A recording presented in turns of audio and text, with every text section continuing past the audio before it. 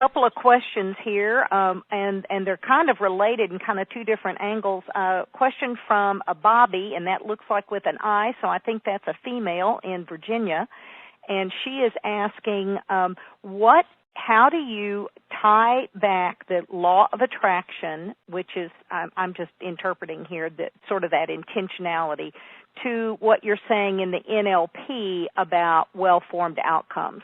Oh, go ahead with that, Anissa, because you work every day with law of attraction. Yeah, that was actually bumping around in my brain, too, because you were talking about well-formed outcomes, Peggy, and I know that Anissa studied NLP when I studied with you. And, Anissa, you have studied law of attraction for so many years before you got into NLP. Yes. How do you see those tied together or supportive or... The more powerful, the more specific we can be with our intentions, the more fine brushstrokes we're adding to our canvas. And so for many of us, we'll say, I want to be wealthy. I just want to have enough money to do what I want. Well, that's fine. That's fabulous. Put it out there just like that. But for most people who say, I want to be wealthy, there's this longing within that looks like, but I can't be. I've never been. I've always wanted for something. There's never enough. And the issue becomes because we're not specific about what wealth looks like to us, what will it mean to be wealthy? How will we know when we're there? How will our life be different? What happens is in NLP, you create this well-formed outcome, which is really specific, and it draws you forward like that target, and the mist is cleared because you've been specific enough. And so with intentionality, now that you've got your target in sight, you can go, what about this do I believe? What about this scares me? What about this do I believe will never happen for me? And then you can take that, and either you have a couple of options with intentionality, with law of attraction. You either ramp your belief up, so to speak, so that it's in alignment with that target. For instance, if you say, I intend incredible prosperity. And if in your lineage, in your historical family, great prosperity would mean having enough food on the table to feed your children every night, then that may be what you get. But if underneath that what you really want is to have enough in the bank to spare and to share, to be able to tithe 10% of every dollar that you get to organizations, to be able to give away hundreds of thousands of dollars in your lifetime and still have plenty of money left over for your family for many generations to come. You can define it as, I want to be wealthy, and then leave it up to the universe to determine what all that means based on all of your belief systems that are coming forth in a vibrational offering.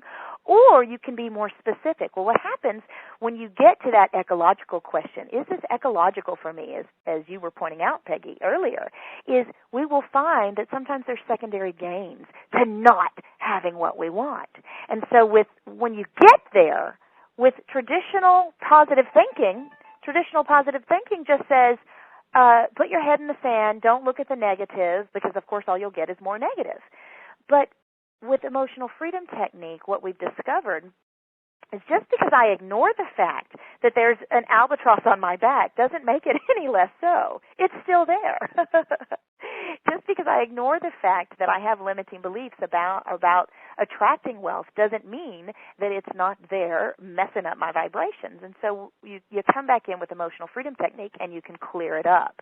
So does that answer that question? What do you think, Peggy? I think so. And what's also wonderful about NLP is that there are a lot of tools that would help even in addition to well-formed outcome. We have a process called anchoring in which you're able to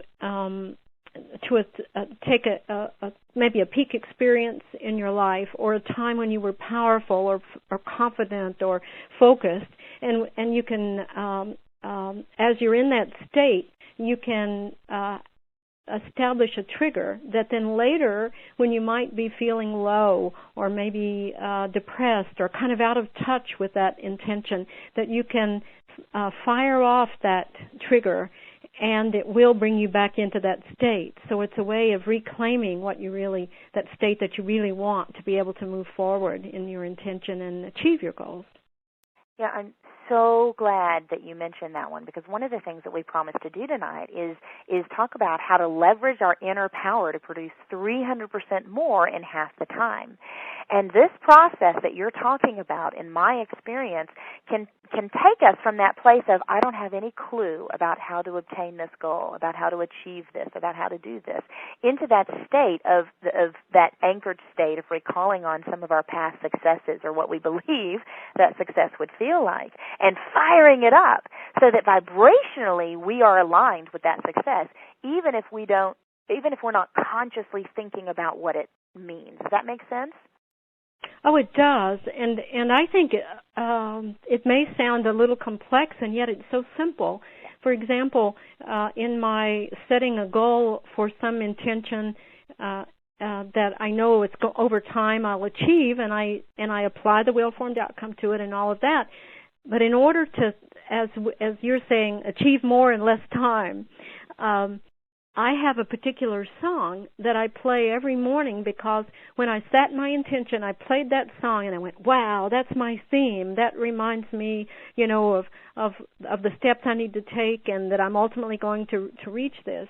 And so every morning, as soon as I've gone through some of my other little getting ready, I play that song. It might be on the way to work in the car, or it might be while I'm fixing some food or something. But when I play that song, it's an anchor or a trigger for that strong feeling of confidence that I'm moving toward that intention, and that every day I'm taking some action toward it. Yes, I love that. I love that. My song is Lose Yourself by Eminem.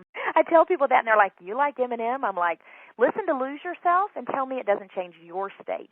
Tell me it doesn't get you fired up about putting your best forward. And, sometimes you're going to land on your face, but it doesn't matter. You lose yourself in the moment, and you give it your all, and you keep going. So I hear what you're saying, and what I want everyone on the call to get is it sounds simple, but it's profound in its ability to support us in realigning in the moment with the power that creates worlds. And we've been talking a lot about intentionality and law of attraction, and the bottom line is what we vibrate, we attract. And when we shift into that state using music or using an anchor of some other kind,